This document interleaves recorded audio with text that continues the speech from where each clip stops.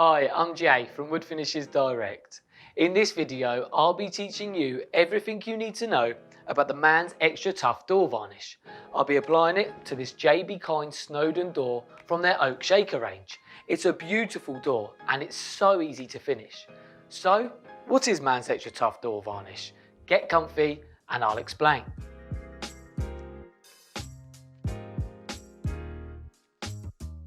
Man's Extra Tough door varnish is a versatile non-yellowing water-based varnish that dries to an attractive satin sheen.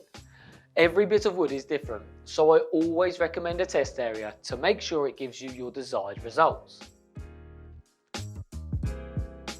Before we get started, here's a handy little tip. Ideally, you want to be finishing an unhung door with all handles, hinges and other furniture removed and all size adjustments made. You'll thank me later. So, I've stirred my varnish, decanted it into the paint tray, let the fun begin. My weapon of choice when applying the Man's Extra Tough door varnish is the ProDeck Premier Synthetic brush. This is a high quality bristle brush that aids for smooth application. Simply let your brush take the plunge and apply long, even strokes along the wood grain.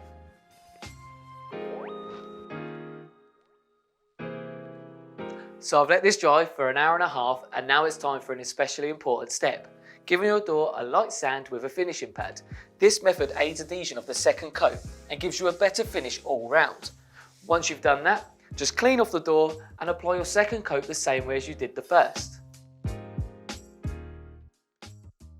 After 2 coats, I'm sure you'll agree with me, it looks great. The Man's Extra Tough door varnish has really brought out the natural tones and textures of the wood.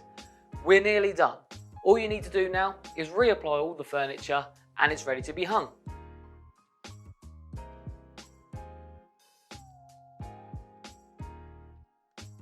If you are seeking further technical assistance or advice on this project, why not put us to the test and give us a call or email?